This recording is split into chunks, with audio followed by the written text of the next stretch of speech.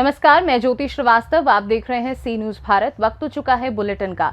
इस बुलेटिन में बात होगी कि कैसे अनूपपुर में 12 ग्राम सोने की लूट, गाली गलौच, मारपीट एवं जान से मारने की धमकी कैसे हो सकती है असंज्ञेय अपराध। साथ ही बात होगी भदोई की, जहां भारत माता के जयकारे संग ब्लॉक प्रमुख ने निकाली मेरी माटी मेरा देश कलश यात्रा। और जानेंगे आखिर क्यों शाहजहांपुर में बिजली विभाग के अधिकारियों को लगी कड़ी फटकार। इन तमाम खबरों पर होगी विस्तार से चर्चा। खबर अनूपपुर से है, जहां 25 अक्टूबर 2023 को एक आवेदिका जागृति पनिका ने लिखित आवेदन में देते हुए पुलिस अधीक्षक से एक मामले की उच्च स्तरीय जांच करवाए जाने की मांग की है।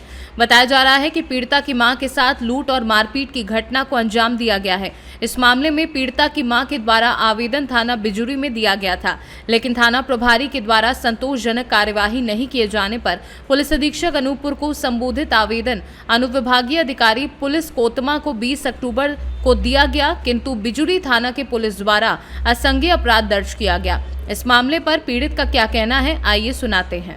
क्या नाम है आपका?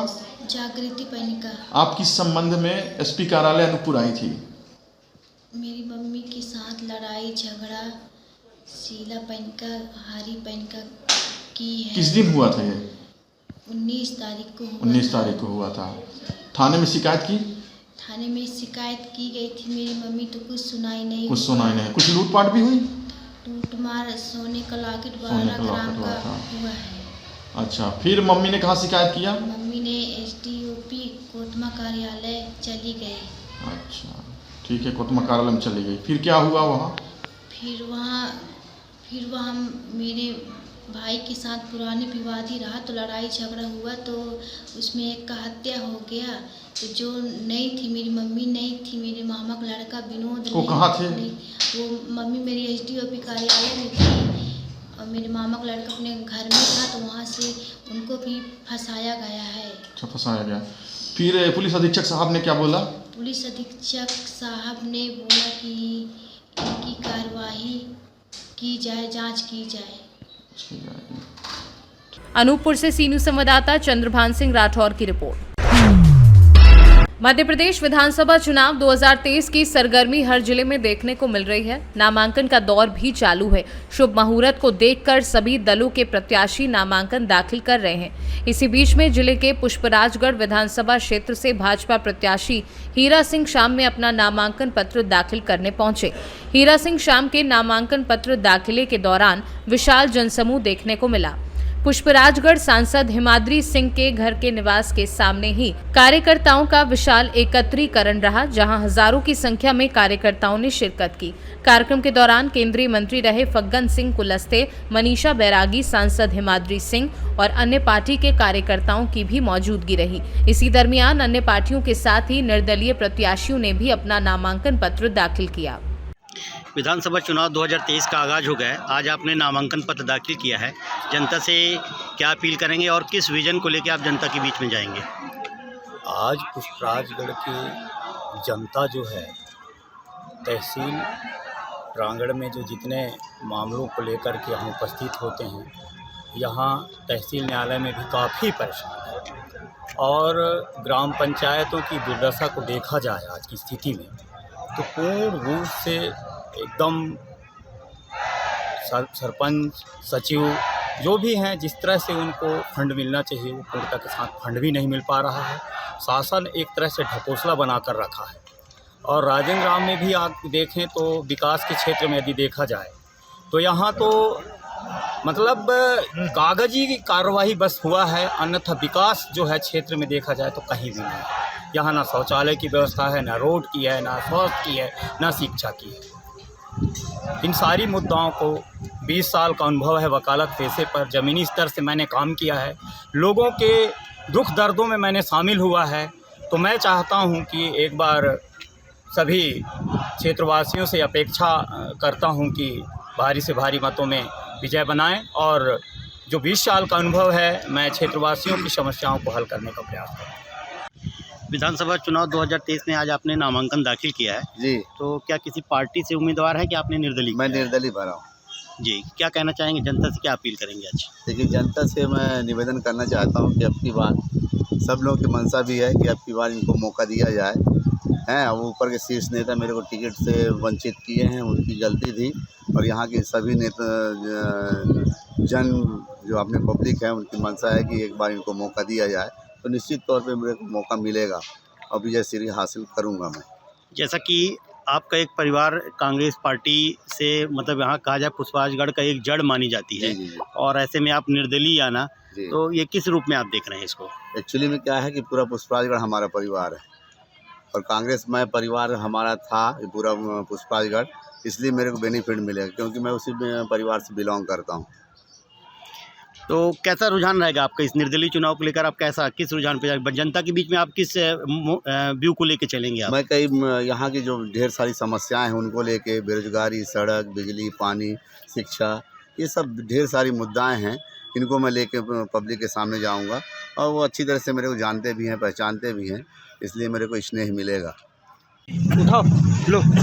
विधानसभा चुनाव 2023 का आपने आज नामांकन पत्र दाखिल कर दिया, किस विजन को लेकर आप जनता के बीच में जाएंगे?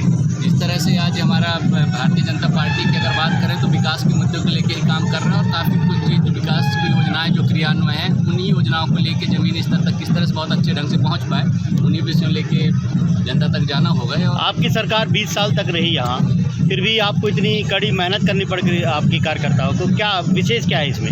जिस तरह से अगर बात करें प्रॉपर पुष्पराजगढ़ के, तो पुष्पराजगढ़ में विगत 10 वर्षों से कांग्रेस का विधायक है जिनने कहीं ना कहीं जो शायद सरकार की योजनाएं जो हम लोग अच्छे बेहतर ढंग से और कुछ कर सकते थे हमारे क्षेत्र और समाज के लिए, वो उन्होंने नहीं किया। इस वजह से हम लोगों को और मेहनत करके और उन योजनाओं को ज़मीनी स्तर तक ले जाने के लिए काम करना पड़ रहा है और हम लोग कर भी रहे हैं और उसका जनता तक जो योजनाएं हैं सरकार की वो बहुत अच्छे ढंग से पहुँच भी रही है। क्षेत्र में जनता का किस प्रकार से समर्थन मिल रहा है? जिस तरह से अब क्षेत्र में अब युवा होने के नाते और पार्टी ने विकास किया है, विकास के मुद्दे को लेकर अगर अपन जाते हैं तो एक अच्छा जन समर्थन है। जिस तरह से भारतीय जनता पार्टी की सरकार ने जो मध्य प्रदेश में काम किया है वो मतलब एक अद्भुत काम है, जिसको आज जनता मतलब प्रत्येक व्यक्ति तक योजनाएं पहुंच रही हैं, जिनका कहीं ना कहीं हर व्यक्ति उन योजनाओं का लाभ ले रहा है।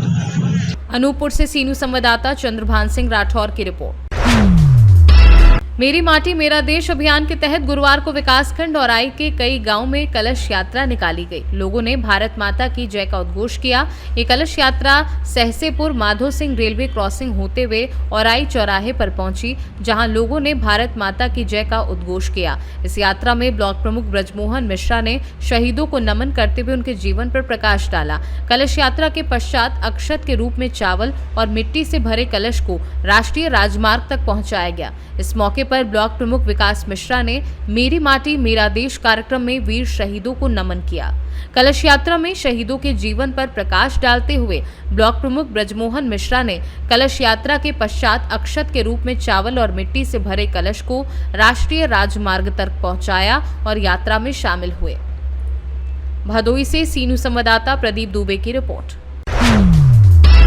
खबर शाहजहांपुर से है, जहां विकास भवन में विकास कार्यों एवं कानून व्यवस्था की समीक्षा बैठक प्रभारी मंत्री नरेंद्र कश्यप की अध्यक्षता में संपन्न हुई। मंत्री ने केंद्र तथा राज्य सरकार की विभिन्न महत्वाकांक्षी योजनाओं की विभागवार समीक्षा की। प्रभारी मंत्री ने जिले में फैल रहे डेंगू की स्थिति को चिंताजनक बताया। संबंधित अधिकारियों ने उन्हें अवगत कराया कि जिले की पुवाया तहसील में स्थिति सबसे ज्यादा गंभीर है। मंत्री ने सीएमओ डॉक्टर आर.के. गौतम को सख्त निर्देश दिए और कहा कि लापरवाही बर्दाश्त नहीं होगी, नियमानुसार कार्य करें। प्रभारी मंत्री ने कर तथा करेत्तर राजस्व संग्रह की भी समीक्षा की। मंत्री जी परिवहन विभाग द्वारा कम राजस्व के संग्रह पर नाराजगी व्यक्त करते हुए इस स्थिति में सुधार हेतु निर्देशित किया। समीक्षा बैठक में जिलाधिकारी उमेश प्रताप सिंह, मुख्य विकास अधिकारी श्याम बहादुर सिंह, पुलिस अधीक्षक Ashok Kumar Meena, chief medical officer doctor R K. Gautam, PWD मंत्री जितिन प्रसाद के प्रतिनिधि के रूप में विनीत मिश्रा, केसी मिश्रा सहित अन्य अधिकारी तथा जनप्रतिनिधि मौजूद रहे। शाहजहांपुर से सीनू संवाददाता फसाद खान की रिपोर्ट। खबर शाहजहांपुर से है, जहां अशोक कुमार मीणा पुलिस अधीक्षक के निर्देशन में संजीव कुमार वाजपेयी अपर पुलिस अधीक्षक ग्रामीण व क्षेत्राधिकारी पुवाया जनपद शाहजहांपुर के पर्यवेक्षण में चलाए जा रहे अभियान तलाश वांछित वारंटी अपराधी व रोकथाम अवैध मादक पदार्थ, कच्ची शराब, शस्त्र बिक्री, निर्माण एवं चेकिंग संदिग्ध व्यक्ति वाहन व रोकथाम जुर्म जरायम गश्त के दौरान थाना बंडा पुलिस को बड़ी सफलता प्राप्त हुई है। थाना बंडा पुलिस द्वारा अंतर्राष्ट्रीय बाजार में 70 लाख रुपए कीमत की 700 ग्राम फाइन क्वालिटी अफीम सहित 2 मादक पदार्थ तस्कर पुलिस ने गिरफ्तार किए हैं। इस संबंध में अपर पुलिस अधीक्षक ग्रामीण संजीव कुमार वाजपेयी ने क्या जानकारी दी, आइए आपको सुनवा देते हैं। जनपद में मादक पदार्थों का अवैध कारोबार करने वाले अपराधियों के विरुद्ध अभियान चलाया जा रहा है। इसी क्रम में थाना बंडा की पुलिस द्वारा मुखबिर सूचना के आधार पर एक स्विफ्ट वीडीआई कार से 2 व्यक्तियों को गिरफ्तार किया गया। जहां तलाशी से इनके पास से 700 ग्राम अफीम बरामद हुई, जिसकी अंतर्राष्ट्रीय बाजार में कीमत करीब 70 लाख रुपये है।